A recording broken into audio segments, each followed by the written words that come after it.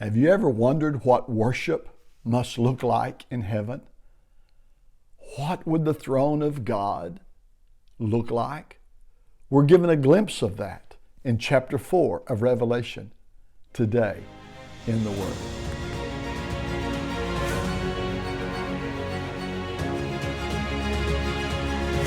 Good morning. Welcome back to Today in the Word. Hi, I'm Glenn Schaefer, and we are entering into chapter 4 of the book of Revelation. I want to welcome those of you that are listening to us on the podcast, and if you've joined us on YouTube, be sure and subscribe, thumbs up, and let's get this out on social media.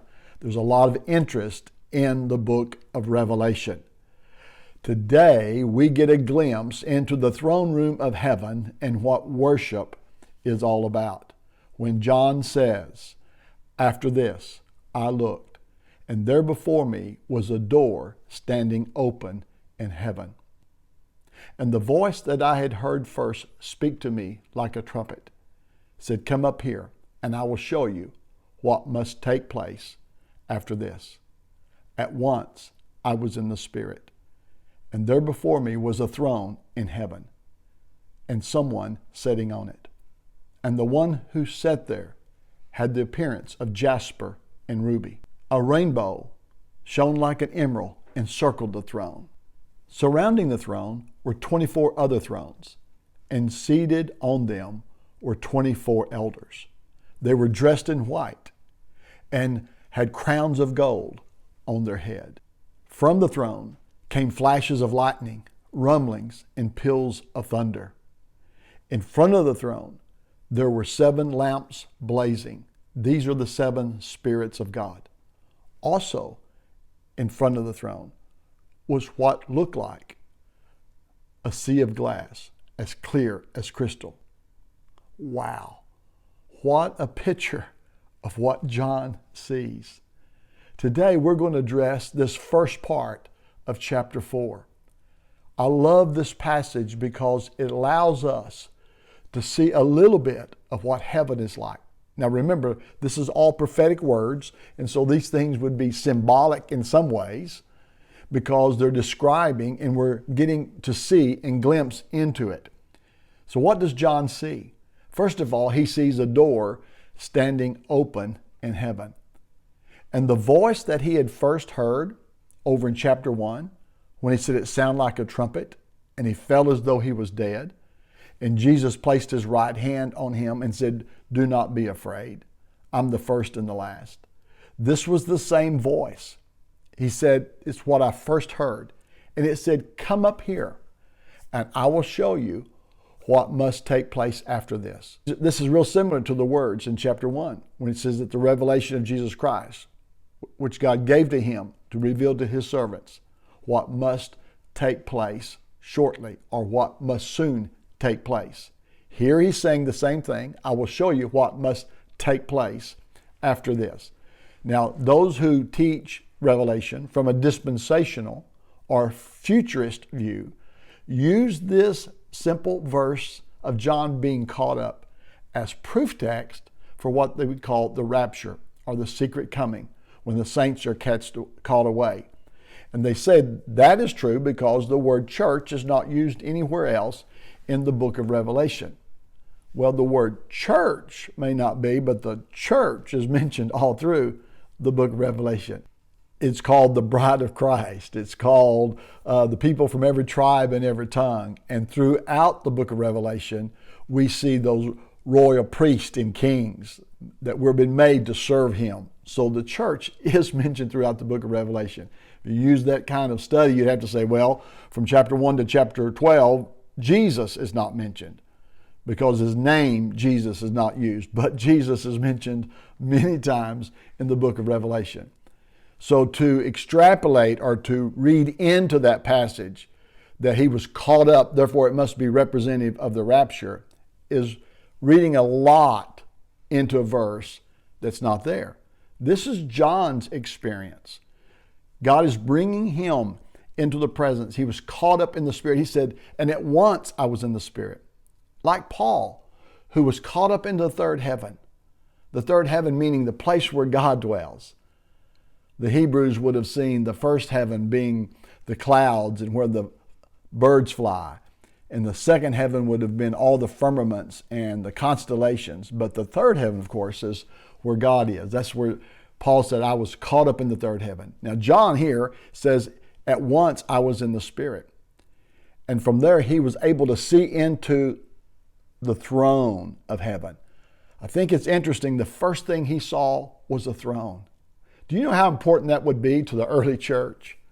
To see that God is on his throne when the whole world is falling apart around you, but you get the revelation that he who sits on the throne and that he rules all things sovereignly from the throne. That's what you're going to see.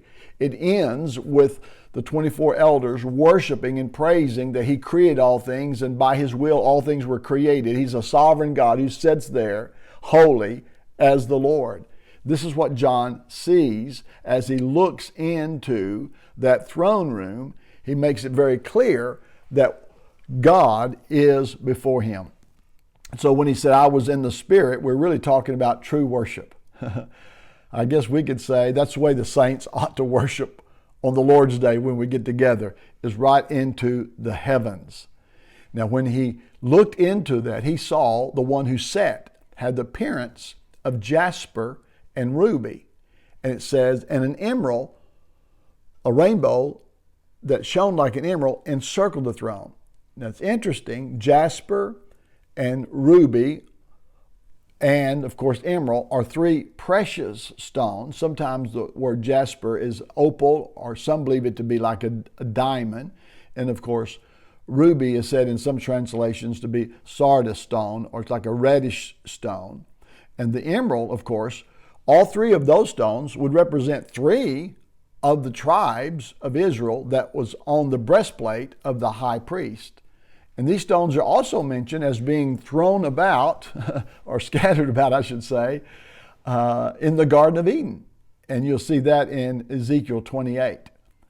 So this is representative of this, that we see God in all of his glory. So you see, John saw a throne, which would represent the mercy seat. The tabernacle here and the temple on this earth was built after the pattern. God told Moses to build it after the pattern of the tabernacle or the temple in heaven. And so the throne room would be representing the mercy seat. Then the seven lamps blazing, which are the seven spirits of God, correspond to the seven branched lamp in the holy place. The four living creatures, of course, correspond to the cherubim, and the sea of glass corresponding to the bronze sea, or which would be the laver as you enter in to the tabernacle. The 24 elders, representing 12 from the Old Testament and 12 from the New Testament, 12 tribes and 12 apostles. The number 12 is the number for government of God, times 2. It's representative of the church. For these are elders, which will not be used in reference to a created being or an angel, but it's the church, the elders, which sit around the throne on 24 other thrones, meaning that their authority comes from God. They're dressed in white, which is the righteousness of Jesus. It's a picture of us. And they have crowns of gold, which were given to them by God. For we're made to be priests and kings, said in chapter 1. For he's redeemed us by his own blood and made us to be priests and kings to his God, to serve his God. We have been made a royal priesthood, Peter says. A royal priesthood means a ruling, reigning priest. In the Old Testament, there was a prophet, priest, and king, and Jesus came, of course, as the Son of God, and we would declare him as the prophet, of course. But the priest and kingship is in the believers, in him, for that's what he's made us to be. So from that point, we see a picture of the tabernacle, and proceeding from the throne is thunderings and rumblings and flashes of lightning, the very presence of God. All of this is descriptive of the sanctuary. As it says in Hebrews chapter 8, they serve at a sanctuary, talking about the earthly priest under the old covenant. They serve at a sanctuary that is a copy or a shadow of what is in heaven. So the tabernacle that Moses was told to make was only a shadow or copy of what's in heaven. So in heaven, we see this description, and that is why Moses was warned when he was about to build the tabernacle, see to it that you make everything according to the pattern shown you on the mountain. God showed Moses the pattern of heaven and said, I want you to build a tabernacle for me here on the earth after this pattern. So that's why we would say that the 7 lamps that are blazing, which are the 7 spirits of God, which is the manifestation, or I could say like this, the sevenfold or 7 facets of the Holy Spirit. You'll see that mentioned several times, the 7 spirits of God, completion, the fullness, full of eyes, sent out into all the earth, it says later in the book of Revelation. So it's not saying there's 7 spirits, but it's a sevenfold, the perfection of God's Spirit, which is seen as the 7 lamps that continue to burn in the tabernacle. The sea of glass, of course, that looked as clear as crystal, would represent the laver where there was washing, ceremonial washing. Our baptism, baptized into Christ, is representative of that. And so it's shown there before heaven that we receive this washing in baptism. That's how we enter in to worship. It's all a beautiful picture. As John saw, he who sits on the throne, we today have a confidence that we're not here alone, that he's ruling the affairs of men and through history and all creation. We know that from today in the Word.